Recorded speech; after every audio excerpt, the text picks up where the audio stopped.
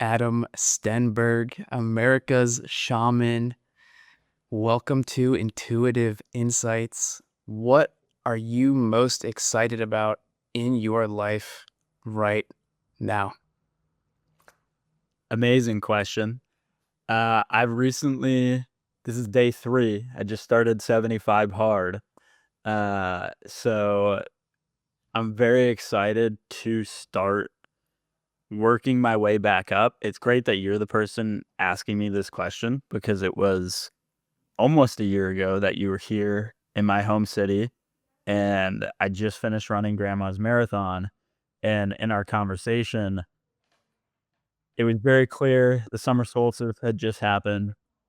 It was this transition from action to nourishment. I'd had just a crazy year up until then, training for this marathon, preparing, um, and unfortunately, I didn't really listen.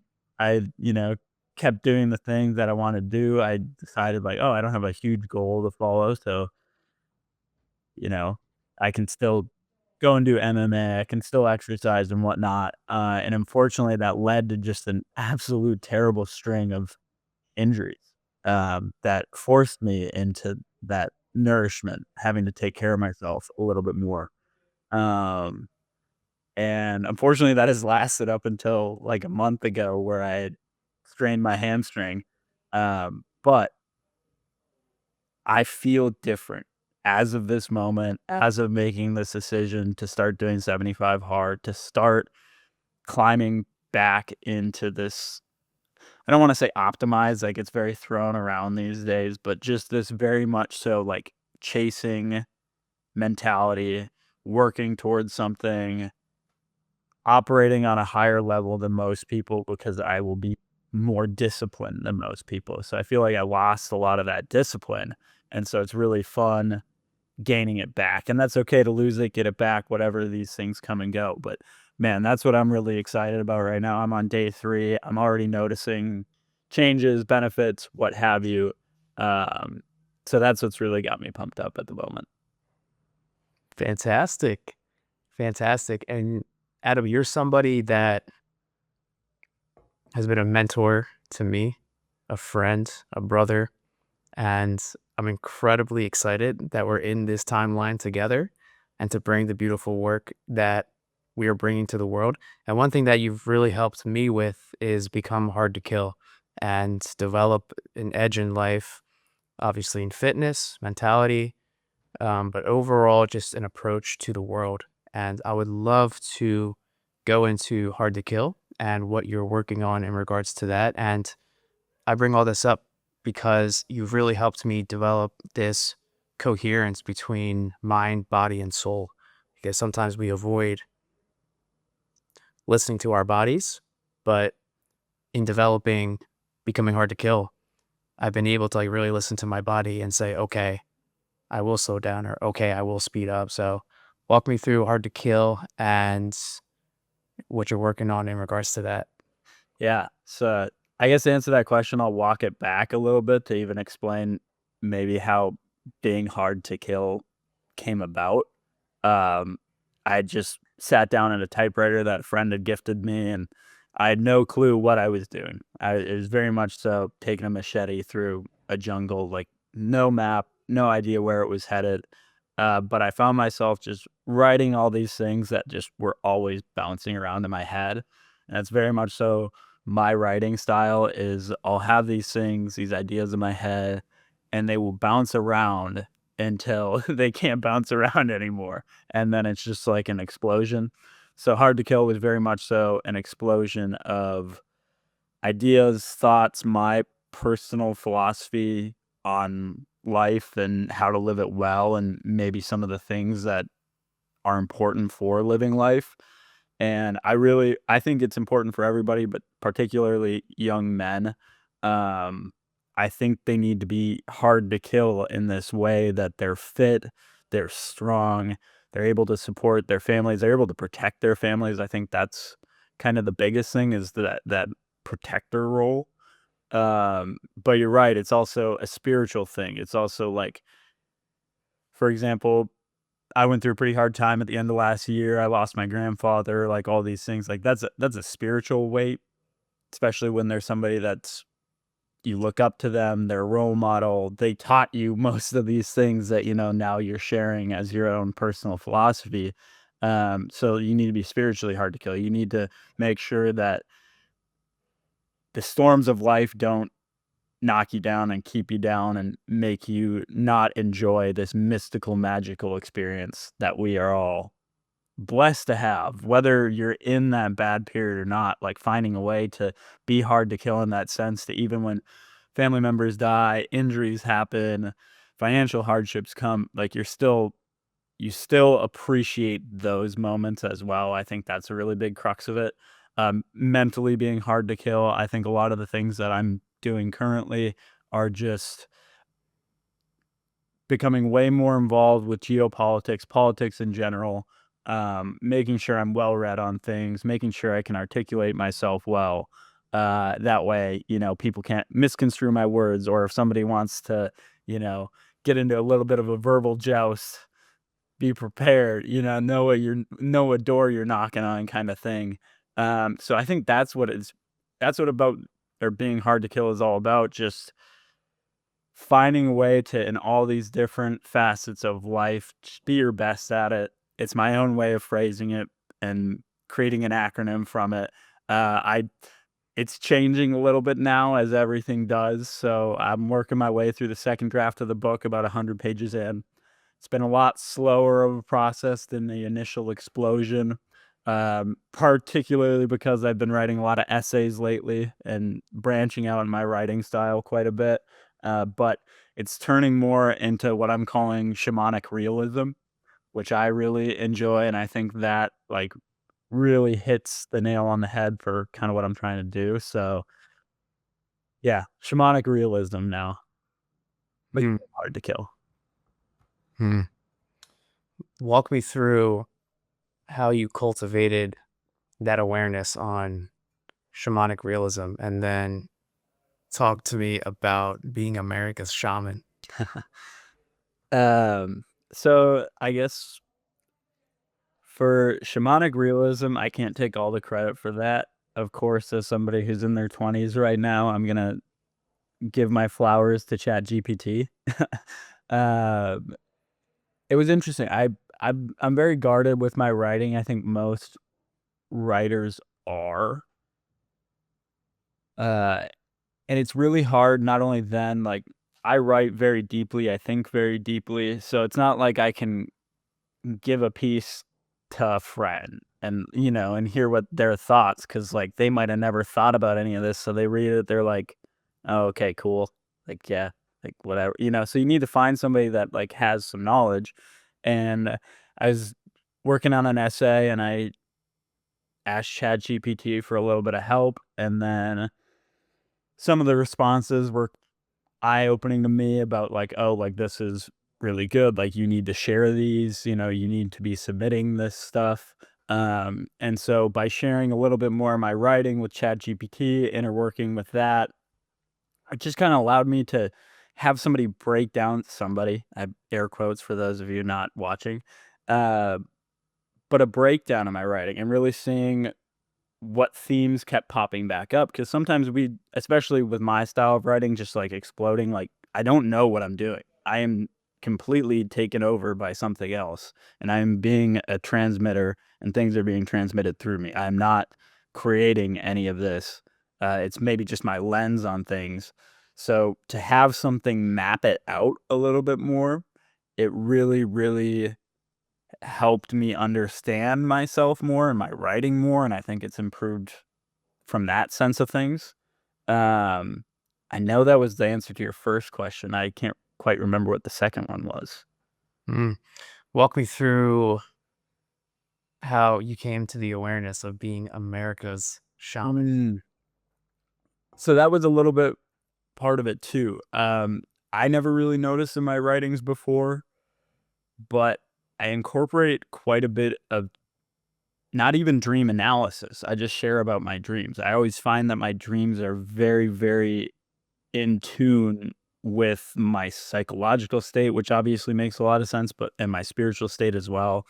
And a lot of cultures up until now use their dreams. Like, there was shamans, there was prophets, there was people that sat on the fringe of society. Part of me sits there, and called out these things, and that was part of what ChatGPT really brought to my attention. It's like, hey, like, these are really vivid accounts and very, like, poignant accounts, and they're very meaningful, and so, like, again, just having it broken down, understanding a little bit more about what I was doing, the message that I was trying to give, because unfortunately, there seems to be another theme in my writing that the world is ending, and we both know this world is, and we get to be a part of what's next and bringing that about, and a new earth and a new world, and a world where maybe you say something like the World Health Organization and nobody knows what that means. There's no association to it because we know that we have to outgrow these acronyms, these bureaucratic governments, these bureaucratic groups that run our lives. And so um, the world's ending, Evan, and we get something new. But yeah, like, it was just through this analysis of my writing and seeing these things, and like, America needs a shaman. We are morally bankrupt country. We're anti-intellectual in a lot of ways. We are unhealthy. We're not fit. We don't I mean, we care, but we don't care enough. We don't care about the right things. We don't care about family dynamics, family values.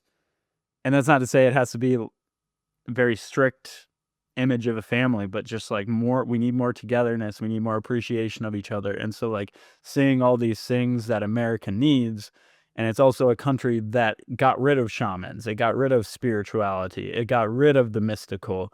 And I think when we get too materialistic like that, we can risk killing off a part of ourselves. Nietzsche always says, like, God is dead, and sometimes people think he was celebrating, sometimes people think he was just um stating it, but he was lamenting it. I think he was worried about the what kind of world would come up without a god, without spirituality, and I think America is one of the best examples of a country just, again, morally bankrupt, no spirituality, no God, none of that. That makes us the gods, and we're not good gods. Hmm. Hmm. A bridge to a new earth really starts within. You are your own guru. You are who you've been looking for. We hear it time and time again. Our relationship with everything in the external is a mirror of our reflection, or is rather a mirror of our relationship with ourselves. In this new earth of sovereignty, how do people take the torch in their own life and bear it for a new earth? How do we become sovereign in a new earth?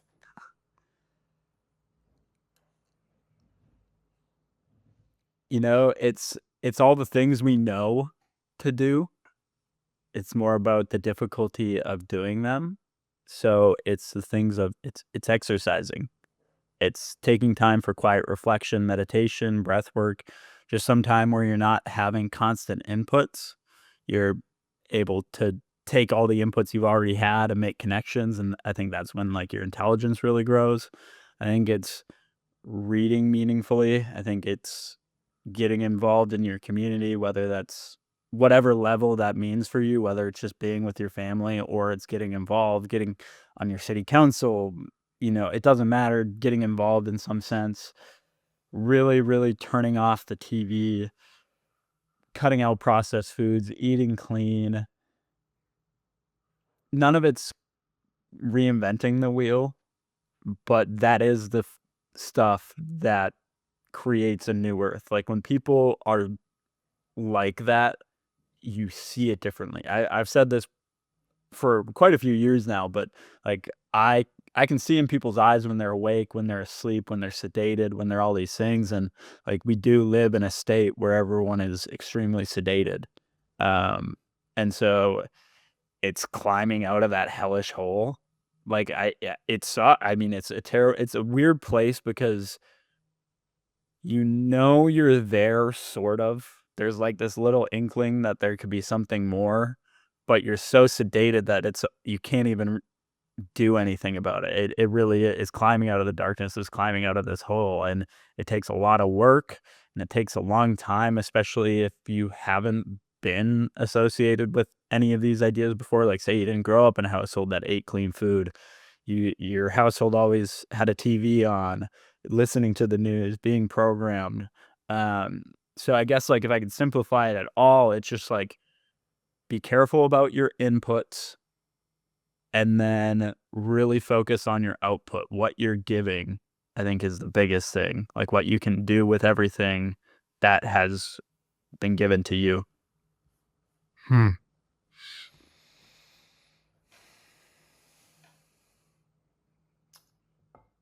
How do people come to the awareness of giving is receiving, right? These very fundamental universal laws of the universe, that the more you give, the more you receive. Where do people start with that? That's a tough one. I don't think I know. I don't think I have. I think, where do they start? The ever present now. You got to get to the now. You got to get to the moment. You got to find a way to not only stop all the inputs, but quiet your monkey mind. Real I think that's probably the biggest thing, and it took me a very long time to understand that I wasn't my mind. I think that idea took years, years for me to really grapple with and understand and come to a good place. So, I would say that finding the moment, quieting the mind, that has to be the first place. Hmm. Hmm. In meditation, your meditations as of late, what intuitive insights have you came to? I don't necessarily think I've had too many intuitive insights via meditation. I will So the interesting part of when I was injured was I had my C2, my C3, and my neck out of place. I'm just telling people I broke my neck at this point because it was busted. It was not working properly. So a really crazy part of that was I couldn't meditate. I didn't know that this injury had happened, but I'd sit down and I'd try and meditate. I'd try and read, and I could not sit still. I could not focus. I was caught in a fight or flight state.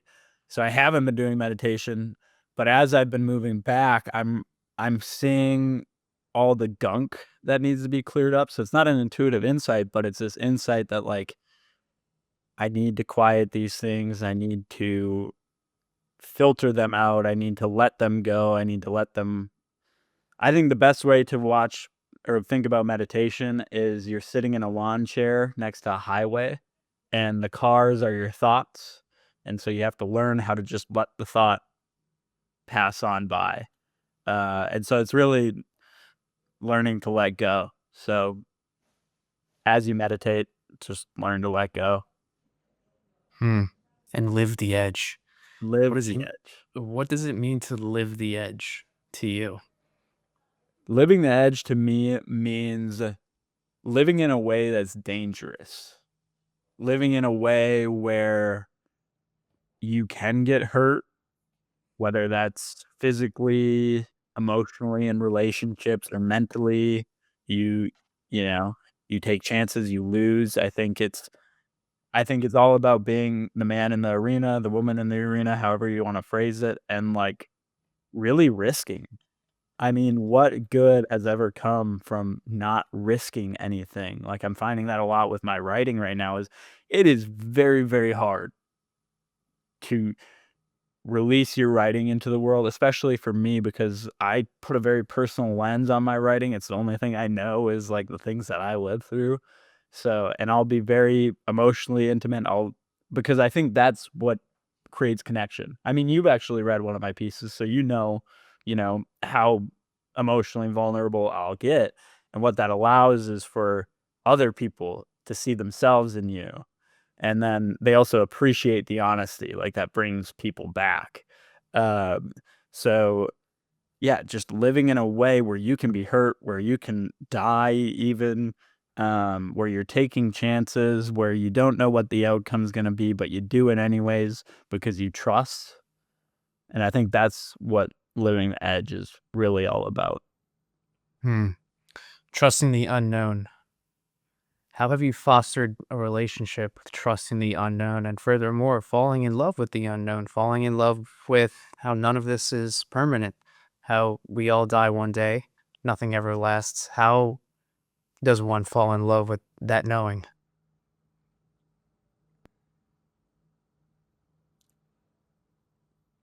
I think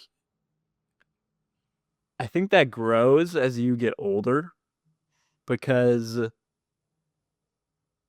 you've had to make more decisions. You've had to like, if you're living, you've gotta make choices. You've gotta decide on things. You've gotta move forward. Um, and so I think it comes with time. I think life experience really teaches you that. Um, I think so a lot of people have a poor idea of what confidence is. Confidence isn't thinking you're the best, it's knowing whatever the outcome is, you're gonna be okay. So I think that on a in a life level is amazing, but I think the part that you added in at the end as well is amazing, is like there's a lot of unknowns in life. We all, whether we wanna talk about it or not, know what the greatest unknown is. It's death. It's what's on the other side of whatever this experience is. So, if you really wanna put your big boy pants on, think about death a little bit. Think about what you believe about that, what you believe about your time here, and I think if you can become okay with dying, which is something that, like everything else, comes and goes. Like, when I was injured and had lost my grandfather, I was in a lot of, like, psychological I was very scared. Like, I have, like, journalings where I'm like, I am frightened right now, and I've never really felt that way before. Um, but once you come to a little bit of a understanding with death and dying and that this isn't all for you, I think that really, really helps with the unknown. Because if you can conquer the greatest unknown, if that doesn't scare you anymore, what what's gonna scare you now? Going up to that girl, asking for her number?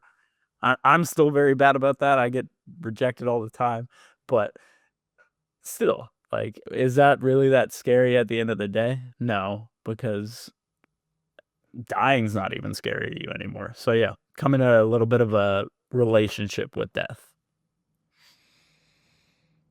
Hmm. Dying before you die is this ego death that many writers have written about before. Are there moments in your hero's journey where you have died before you died to your ego and have came out the other side a stronger and brighter man? Yeah, absolutely. I mean, I said this a few months ago. It was kind of a phrase that popped into my head, and I kind of started to think about it more frequently, but it's to surviving all the little deaths along the way. I mean, you could say that we die every day. We go to bed and we are horizontal, unconscious for large parts of it until we're dreaming. Um, but yeah, I've had to kill parts of myself. Like, it's not only like things die, it's like I've had to intentionally kill aspects of myself in order to grow. Um, so yeah, I mean, I've died so many times, Evan, it's crazy. Uh, but yeah, because like you can't it's just like I think the way that I talk about even my injury or my grandfather's passing in this past year, like, it feels different now. There was a point in time where I felt it was very much so on my shoulders and all around me. And really what I did was I wrote a piece about it. I just sat down and I was like, I've got to put this to rest because I cannot continue to carry it with me because it will kill me. Like it in a very literal sense, like it will kill you if you don't let these things burn off. You don't like let these things die off. And so that's how I've found I can die is if I put it on the page. It becomes outside of myself. I think that was a really big thing with the book that I wrote was it allowed me to kill off a lot of shit because I didn't know that this was a thing for me yet, and so it's this lifting off of your shoulders, but yeah, you it will it's just a way to get things off of your back. You gotta die to these things so that you can live to other things. Adam, how do you define God, source, and what is your relationship to this source? I think the I think it's I think it's a bit of a collective consciousness. I think is probably like the best psychological term to use. I truly find enjoyment in like trusting all these different spiritual texts and their interpretation of God. Like I believe in each one. I'm like, yeah, like yes, absolutely. You know? Um but I think it's a very like archetypical thing in our brain. Like it's just this innate little part of ourselves. If we allow it to, like again, there's a lot of people who are materialistic, and materialistic people just think the physical reality is all there is, and there's nothing more, um, which is absolutely immature. How did that become the standard practice? Is there's nothing else. There's nothing else. We go to different places when we go to sleep in our brains, but there's nothing else. There's nothing else out there. It's like, sorry, I'm getting out of hand. Um, yeah, it's so hard to even talk about because there's this great Carl Jung interview where somebody asks him if he believes in God, and he says, "I don't believe, I know." And I agree. I as much as belief has been centered around religious texts and religions, it's not a belief. Like I know that there's like we use the term God, just a three-letter word, but it means something so much more that you can't even talk about it. And there will never be words. That's the other thing. I learned this a few years ago. There will never be words that can explain God. There's no English language. There's no language anywhere. There's no combination of words. I'm a writer. I've tried. I can put some words together. I Nobody will ever be able to put that together. I think it's just I think that's kind of the beauty of it too. Hmm. Adam, what's happening in the world right now, and where do you see the collective consciousness going this year and beyond? And this year in particular,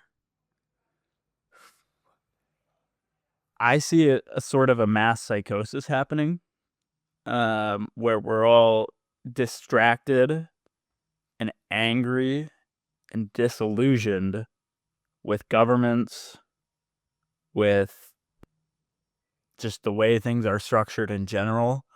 Um, I look over in the Middle East and I look at Eastern Europe and I see a lot of proxy wars for the United States, but they're very real people um, involved in these things, and I see a lot of alliances being tested, and that all worries me because how much you know about World War One? Not so. World War One, somebody was assassinated, and that's kind of why it started. But it was also all these alliances were kind of being tested or backdoored. People were betraying each other. It was very weird geopolitical space to be in, especially with like not having the connection that we have now. Like I don't even know, like were they sending each other letters? Like in okay, now a month later we're aligned, but it kind of reminds me a lot of that. So I know it's really like pop culture, World War III, blah blah blah, but like I think on a spiritual level we've been experiencing that, but unfortunately think we're taking more and more steps towards it in the physical. And what do we know? This is how everything works. It all starts in the mind and on a more spiritual plane, and then it moves to the physical. The physical is usually the last place to catch up on any of this stuff. So I see that. Um, and I don't necessarily think it's a bad thing. I mean, it's a bad thing, obviously. Like you don't want war or any of these things, but like I understand the concept of the creative destroyer, and that was actually one of our first lessons when I was, somewhat mentoring you. And in order for anything new to grow, there needs to be destruction. Just 5 minutes ago, we were talking about death leads to life, life leads to death, and it's all very cyclical. So I think we're at that part in the cycle. And not only that, I think that is a catalyst for a new world. And what the new world is, I can't say. There's a lot of crazy things out there. There's a lot of like techno feudalism, capitalism. Like there's all these competing ideologies, but even those are abstractions that we have to drop. Like the day that Marxism or capitalism is no longer a term that people understand in their brains or even associate with anything, I think that's the new earth. But I see all that happening, and I'm just a watcher. I'm just here to record. Like that's again another aspect of America Shaman is just like I'm just here to record everything, to experience it, and to share through my lens. And so that's kind of what I'm doing. Hmm. Yeah, I've definitely learned to fall in love with myself and also fall in love with the world as a whole and the evolution that we're going through as a collective. And it leads me to my next question is, how do we come to the awareness? How do we cultivate an awareness on the law of one? How like there's only really one fundamental truth, and that's, we are one. Like we are Gaia, like we are Earth. There's just a video on social media as of late how the Earth has a heartbeat. That says a Yeah. lot. Yeah. So, what's one message that you would give to the world to help them come to that awareness that our relationship with Earth is directly correlated to what happens on Earth and internally and externally? So I love this answer because it doesn't matter who you are. If you're a scientist, if you're a materialist, if you're spiritual, it doesn't matter. This answer works for everybody. The building blocks of our reality are atoms. Not me, but ATOM. It's funny when my niece was really little, that's how she pronounced my name. It was atom, atom. Um, but if everything's made of atoms, every single thing on this planet, how can you not think that that's connected? How can you not see that? Like, if my hand and this desk that my stuff is sitting on are made of the same substance, how are we different? How are we separate from each other? So I think that's a big thing. I think also, like, if you want to look at, I can't remember if this is a part of string theory or what aspect of physics this is, but non-local duality. I can't. It's something about being non-local. It's how like an atom here and then an atom on the other side of the universe can be connected. Like they've proven this. So it doesn't even have to be in your vicinity. And I think you might be able to speak on that better than I can, but I think these are very materialistic answers that give very spiritual insights. Yeah, I'm so grateful that you brought that up. Like collapsing dimensions by falling in love with Earth as a whole. I think that's really how we transcend duality. of this separate nature that we've hypnotized ourselves into feeling, into knowing, when in reality we are one, like we just said. And I think it comes from falling in love with the world just the way it is, right? And meeting all the external Maya, if you will, illusion with love, with unconditional love, and really falling in love with everything. I think that's how we transcend duality, which is not easy, especially with wars happening, with genocide happening, and it's a touchy subject, but I think it is of the utmost importance to fall in love with the world just the way it is, because we know that we can't change what's outside of us. We can only change what's within us, right? You are your own guru. You are who you've been looking for. We are who we've been looking for. And that was essentially my gateway into, say, being at peace with the way the world is going and understanding cycles as well, which leads me to the next question. Some would say that we're, age of Aquarius. Now, I'm no expert in astrology, the Vedic astrology and those modalities, but cycles, how do cycles play into your life? I would say the cycle that I am able to live the most in tune with is the cycle of the seasons. When I was 19 or 20, my dad gave me a great book by Jim Rohn, who's a famous business philosopher. It's called The Seasons of Life, and it's breaking down these aspects of winter, of spring, of summer, of fall, and really understanding what each of those time periods mean. And it's not just local to a year, like, it's not just you have to move through the year, like, as young men, we're very much so in the spring of our life. Like, we're in that time where you're working hard to plant the seeds and create something that then kind of in middle age, you work to protect. And that summer, you've got to protect against the weeds and the bugs and, the animals that are going to crawl into the farm and they're going to steal your produce. And then later in life, that's your fall. That's you've worked so hard, you've hopefully built up your castles, your knowledge, all these things, and you're able to then give, and then there's the winters of life. There's the really difficult parts of life. And so I think seeing all these things as part of a season in life and whatnot, and that's why it's super fun. It's like for me, especially in this last year, went through a really difficult winter, really the hardest portion of my entire life.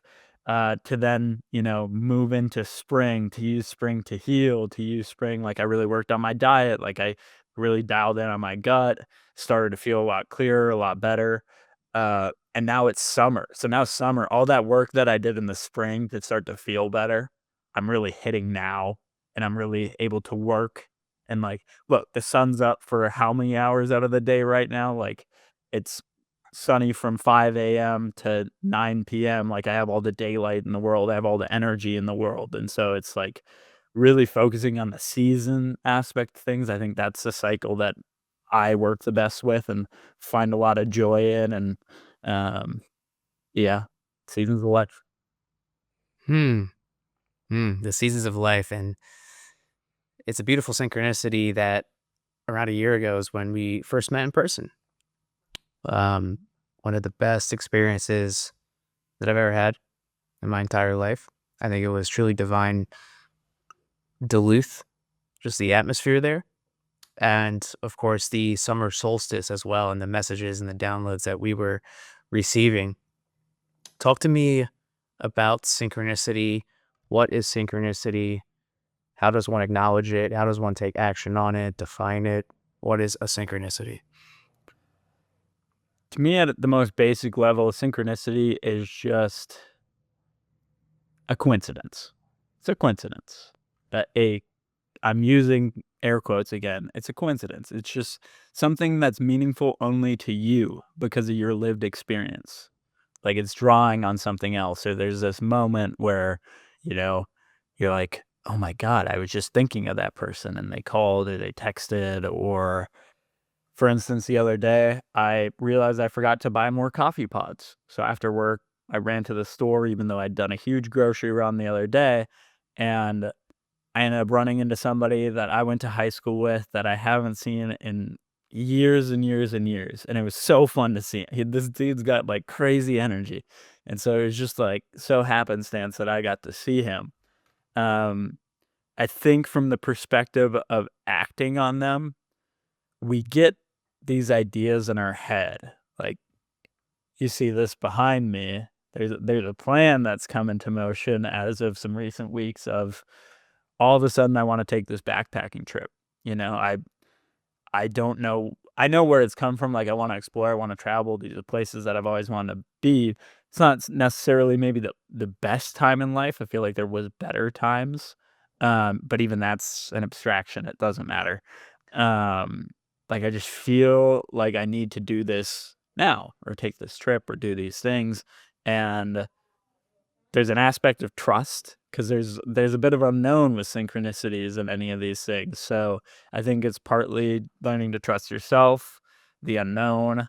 But I think it was Terence McKenna said like the universe is a feather bed. You know, you take action and the universe responds, and you find out that, you know, it's not this scary place, it's really this place that'll support you and carry you along to where you wanna be if you're just able to trust it. I do have one tweak that I've made to that, and I write about in my book. I think it's a feather bed for your soul.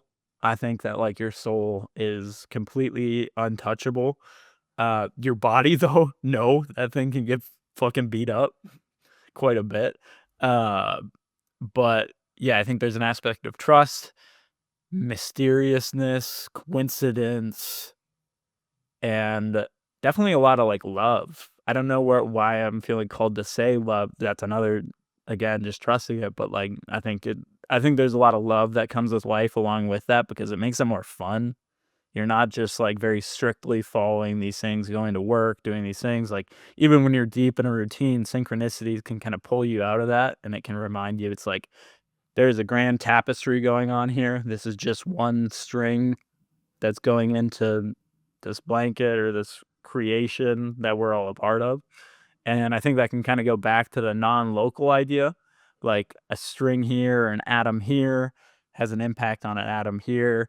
You don't necessarily know what the connection is. You just see it, you see signs, you see reoccurring things. And so it's really, I think, about listening too, more than anything, listening to the universe, quieting the mind so that you can trust everything and exist in a state where those things are more likely to come to you. Hmm. Messages from the divine, messages from thy higher self. Adam, what role do past lives play in one's life? I mean, really everything. Like, you're the same person now that you were in a different life. You're existing in different families and different social structures and different economies, different governments and times of life, but you're that same soul. You're that same person. So you're doing the same things. You can learn to break out of that. We're both, you know, at that 9 stage, so we're close to transcending these consistent things, and I've had some very interesting moments over this past year where I've had people tell me that they're like, "You lived, like, a fuck ton of lives." Like, they're like, "Dude, like, you're crazy. Like, you shouldn't know this at a young age. You shouldn't be like this." Like, not that I shouldn't be like it, but it's just, like, it's really rare, and so it's everything. It's what you've done. You know you've been here before. You know you'll be here again.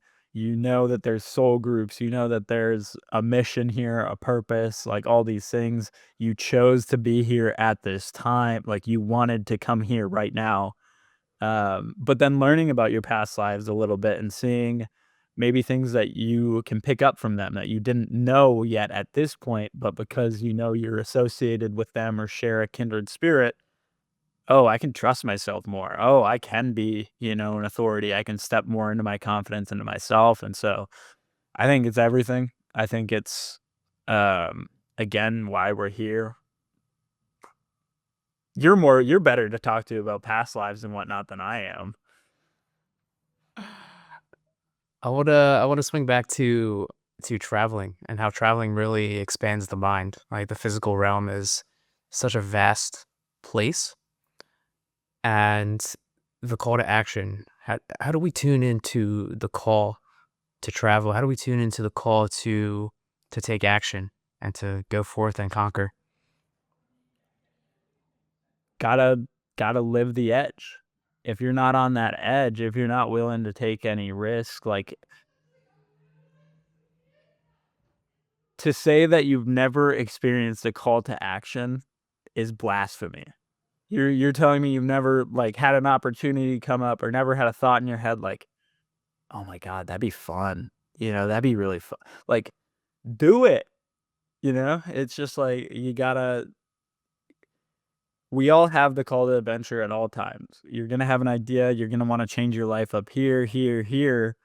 So it's about living the edge. Most importantly, it's about having courage, courage to change, courage to know that like what you have now, you can be grateful for, but there's more out there for you. Might not be more materialistically, like you might not, you know, get more stuff, but you can grow as a person. And you're right, the hero's journey is really the biggest and most important framework that I could really teach anybody, because that's along the same lines of Jung and Campbell and myth making. And myth making is has been around longer than anything else. Any written word, myth was around before that. Like it's it's what and how we learned and how we associated things with our lives for forever. Um, so yeah, just have a little bit of courage. Hmm. If there was one message that you could give to a younger version of yourself, what would that message be? Hold on, I've got a paper here. Um, it was interesting. I was cleaning up some of my desk, and I wrote a letter to myself on my 25th birthday, and there's a part of it where I talk about my younger self and how I would just tell him that not only is it gonna be okay, like, I love you. Like, even though you were scared, even though you were anxious, even though you were depressed, even though you were all these things, like, I love you, and the things that are gonna happen to you are meant to create something formidable, something that's hard to kill, something that's strong, something that people can hopefully rely on. I'm not perfect either. I even say that in the letter too. It's like, I'm still screwing it up. I'm still learning, but like it's gonna be okay. And it's all there's a reason for everything. Back when I didn't know that, um, or maybe when I was forgetting it. But yeah, it's all gonna be okay. And all this is there's a reason for it and it's important and you're needed. So Hmm. You're needed, you're appreciated. To give a message to the audience, like what is really calling at your heart? What do people need to hear right now?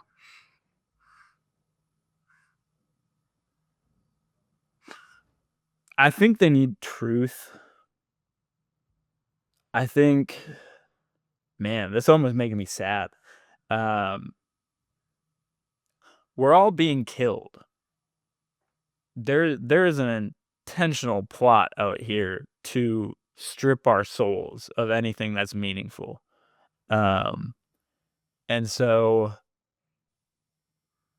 becoming stronger physically, mentally, spiritually, doing that work, really living. Like I went for a walk last night after dinner. It was like 9 o'clock. It was nice. I went down to the lake and was just hanging out there for a second.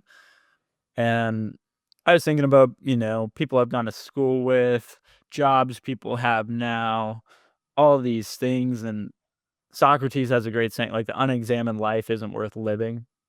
So examine your life, because I was thinking about how many people haven't done what I just did. Not go on a walk, but, like, be conscious of the walk, to be present, to find the peace in the moment, like,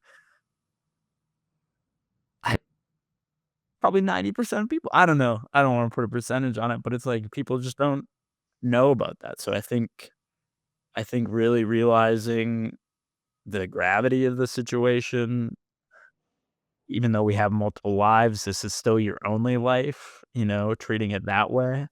Um, yeah, just know you're under attack and you can do nothing, but you can also do everything. And then you feel a lot better when you do everything versus nothing. Mm. Yeah, this spiritual battle that takes place every single day, it's quite evident that from my perception of reality that there are sinister forces at play that really want to strip us of our divinity and what makes us human. So, how does one ground in divinity in reminding ourselves of what it actually means to be human? I think it's the same as kind of earlier in the conversation. It's just like touching grass.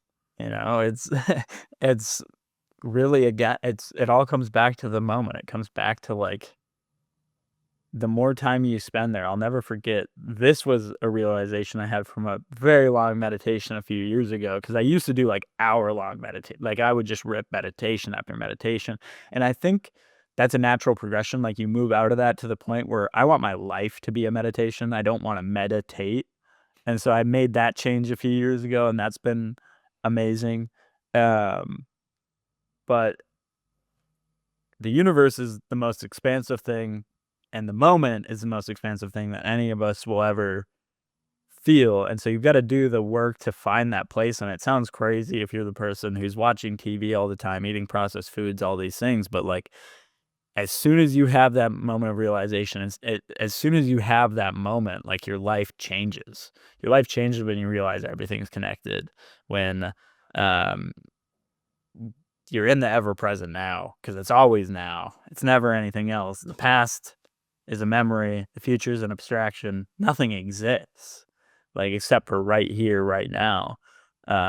So I think that's how you've gotta find the divinity of things, like, and actually, I'm at the point, and I almost wish I could go back a little bit so I could know exactly how I felt before all these things, but, like, to look out at the world and not be just absolutely utterly amazed by everything you see, and you see planes fly overhead, and it's like, "Wow, we created all this stuff. We just created it." Like, so I think that's a big thing. Beavers can make dams with sticks. We can make airport think about all the airports that have been made in the last 100 years. Like, the human's ability for creation, I think, maybe the most obvious sign of divinity. Because what do we all associate with God? Creation. Whether, whatever religion you're a part of, like this aspect of creation, we're the only ones that can do what we do. It's so godlike that it's crazy. Mm, mm. And you look out in the world, and I see this camera, this laptop, this desk. It was either created by God or it was an inspiration by God that was created by man.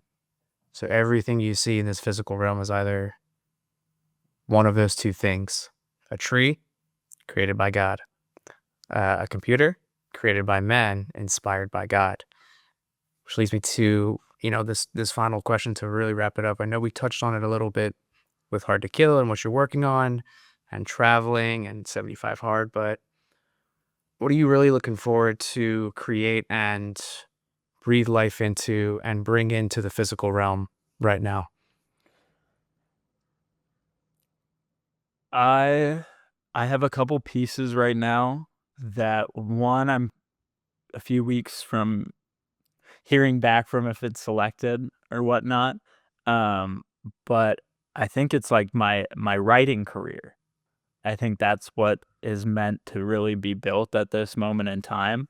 Um, I have another piece called a broken man, and that's all about, this past winter, my grandfather's passing, a string of injuries. Like, I list the injuries and I'm like, no, I wasn't in a car wreck. It's just like it just all happened. So I think like creating that career, sharing it, really stepping into what I know I'm meant to do and be here. Um, that's what I'm really, really jazzed about. Adam, thank you so much for taking the time today. Where can people find out more about you and all the amazing work that you're doing in the world? Nowhere, I'll find you.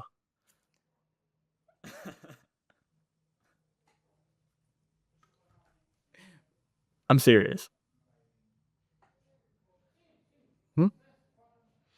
One final message for your future self and for the collective consciousness, what would it be? Send it.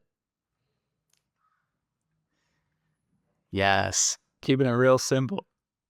send it. Send it.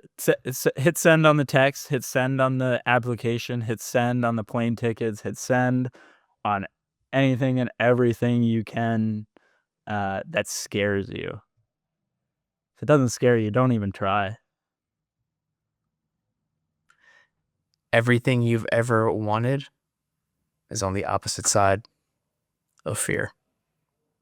Yes, sir. Thank And you it's so much, Adam. illusion. It's an illusion. Yeah. Quickly run me through Maya. What is Maya? Maya, I think to me, Maya is what the mind thinks of what it sees. Like, it's not actually the physical world. Maya is very difficult to talk about. I think, like, if you wanna understand it better, maybe, like, reading the Four Agreements is a really good place to start, but, yeah, it's just the illusions of things that we have, like, there are physical things, but inside our brains, we all create mental associations and stories, so it's that story, it's whatever we believe about things, um, and so it can change, and you can clear up the fog. You can clear it out and see things for what they really are, and that involves, again, being in the present. Hmm. The ever present, eternal now. Adam Stenberg, ladies and gentlemen, thank you so much for listening. Adam, I love you dearly. I love I it look too, forward brother. to our next one. Yes, sir. Amazing. Thank you for having me.